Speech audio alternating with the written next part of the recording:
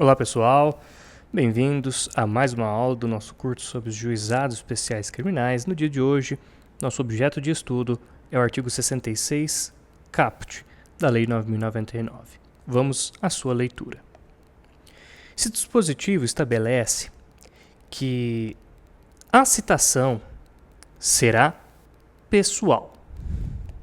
Estabelece também que ela far-se-á no próprio juizado, sempre que possível, ou que será feita por mandado, tá certo?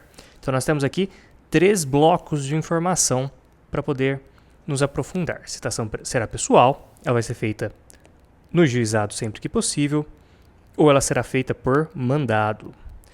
Eu gostaria só de adiantar aqui para vocês uma questão, tá? Que é o seguinte. Entendam, pessoal, que tem 2 tipos, tá? 2 modalidades de citação. Uma é a pessoal.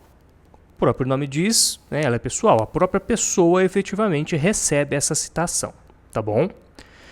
Essa é uma modalidade. Mas existe também a citação ficta, tá? Ficta de ficção, tá certo? E essa citação ficta, ela se divide em 2 modalidades.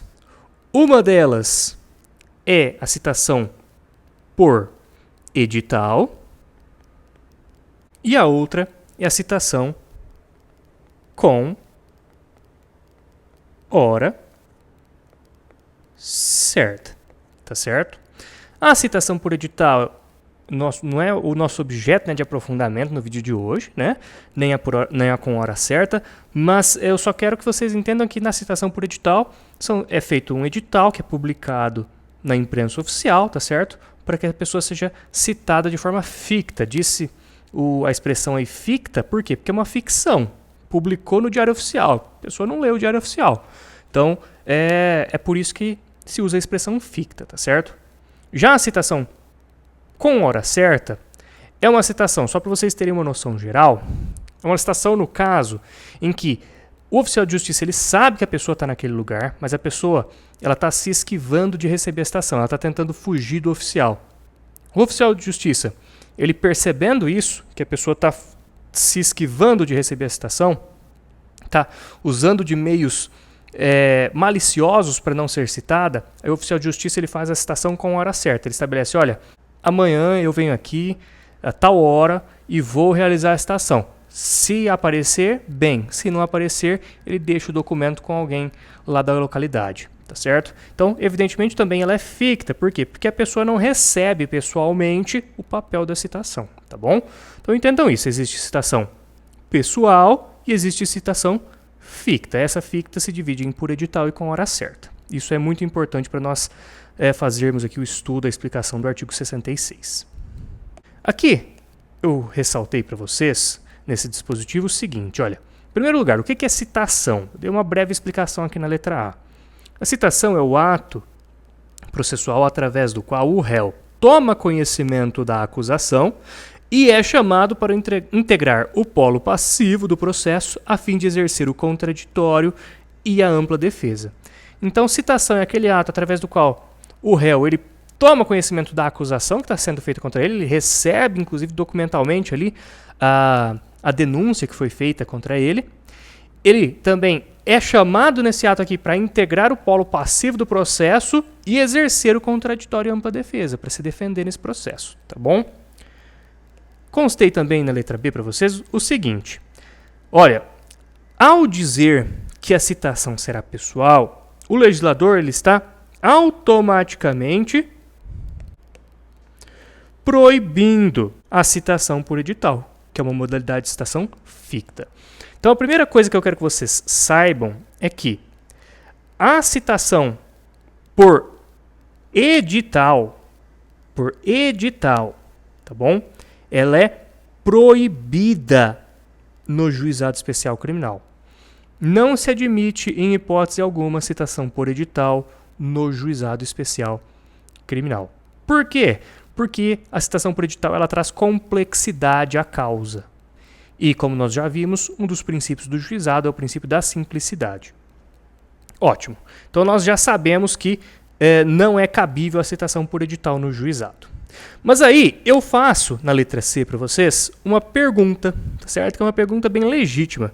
E a citação com hora certa, que também é uma modalidade de citação ficta, como nós vimos no slide anterior. E a citação por hora certa, ela é possível no juizado especial criminal? Bom, eu trouxe para vocês o enunciado número 110 do FONAGE, que é o Fórum Nacional dos Juizados Especiais, tá bom?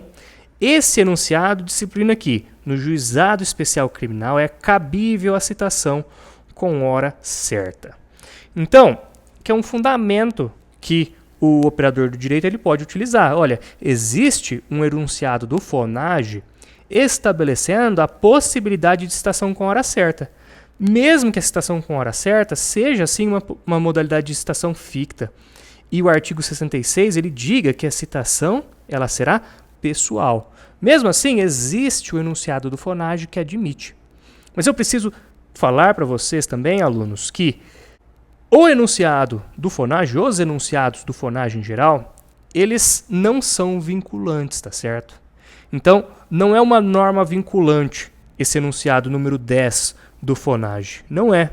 Então, pode acontecer de, em determinada localidade, o juiz daquela localidade entender que, diante do teor do artigo 66, que disciplina a citação pessoal, pode acontecer do juiz entender que, olha, na minha comarca eu não vou realizar citação com hora certa no juizado. Isso pode acontecer, tá? Mas eu quero, para aprofundar o conhecimento de vocês, ressaltar aqui a letra C, tá bom? Que existe um enunciado do FONAGE admitindo a citação com hora certa no juizado especial.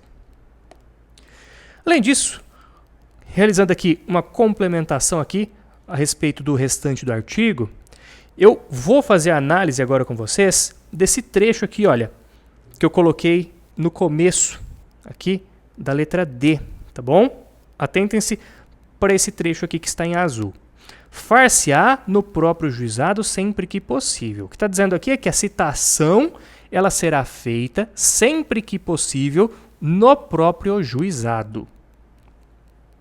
Ok. Isso aqui, como mencionei para vocês, prestigia os critérios do artigo 62. Citei aqui para vocês dois, celeridade e economia processual, tá certo? E aí eu pergunto logo embaixo para vocês o seguinte: e por que a citação preferencialmente aqui ela vai ser feita no juizado? Sempre que possível ela vai ser feita no juizado e não por meio de mandado através de um oficial de justiça. Bom, pessoal, como eu já ressaltei para vocês em outras ocasiões, o juizado especial ele é regido pelo princípio da celeridade, não é? Perfeito. E então o que acontece? Entendam uma coisa, no juizado existe uma audiência que é chamada de audiência preliminar.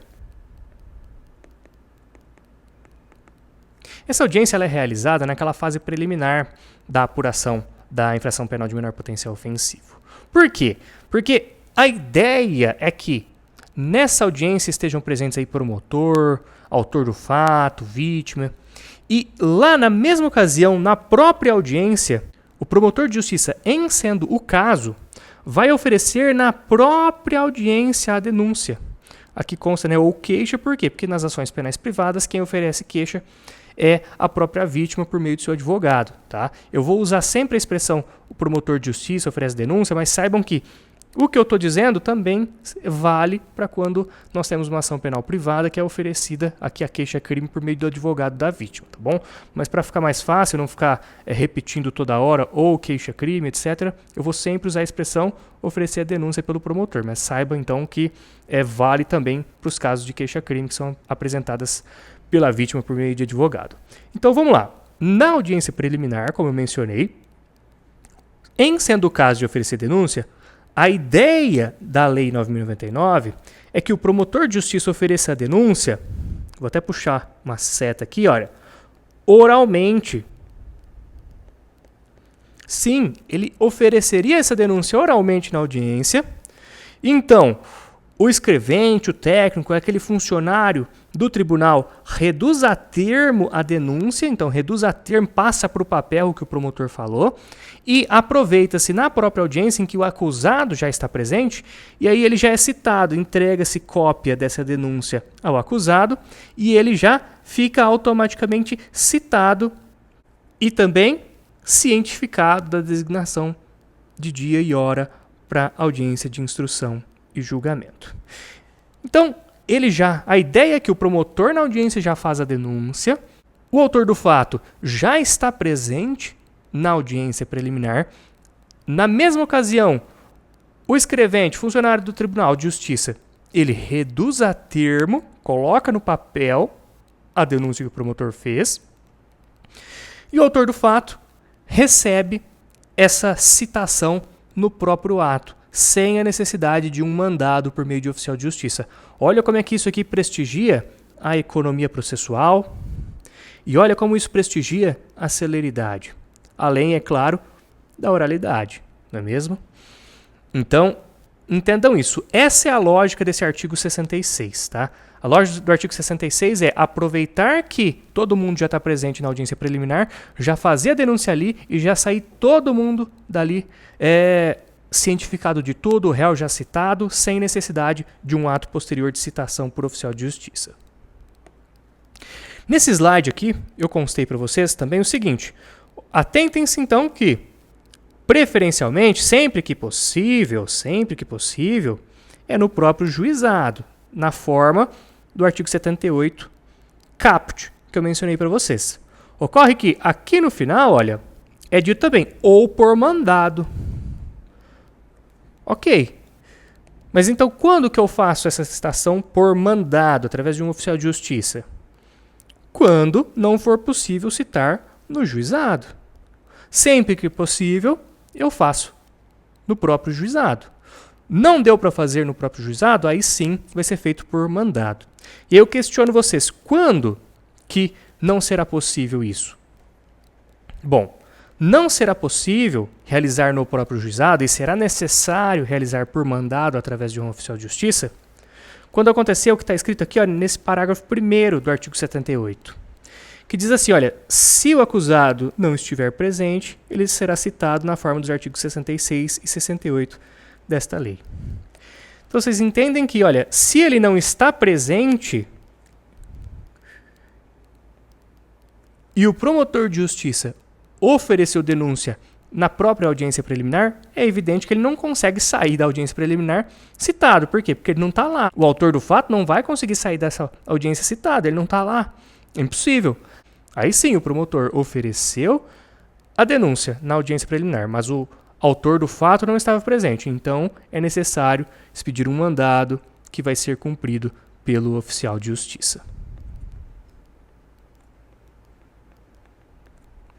Perfeito, pessoal? Até gostaria de fazer uma segunda ressalva, tá bom? Que não está aqui nesse dispositivo, mas é possível também que o promotor, na prática, no dia a dia, não faça essa denúncia oralmente, tá bom? Quando o promotor pode fazer o seguinte na audiência: olha, eu vou pedir vista dos autos para oferecer denúncia. Aí beleza, faz a audiência preliminar, o promotor explica, olha, nesse caso aqui eu não vou oferecer oralmente, manda a vista para mim, o promotor recebe a vista do processo no seu gabinete, oferece a denúncia por escrito e aí também vai ser necessário citar por meio de mandado através de oficial de justiça. Tá bom, pessoal? Então essa aí é uma outra situação que pode acontecer e que vai justificar a citação por mandado. Eu gostaria só de fazer mais uma ressalva para vocês, tá bom? Uma ressalva, eu vou deixar nesse slide aqui para poder escrever. E é muito simples, tá? Vocês viram que a citação ela pode ser realizada no juizado ou ela pode ser realizada por meio de mandado através do oficial de justiça.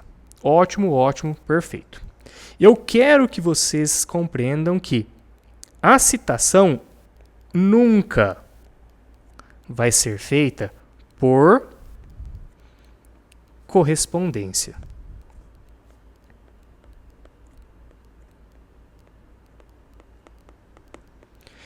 Eu sei que pode parecer bobo, mas pode acontecer de, na sua prova, o examinador falar que pode ser feita a citação por correspondência com aviso de recebimento.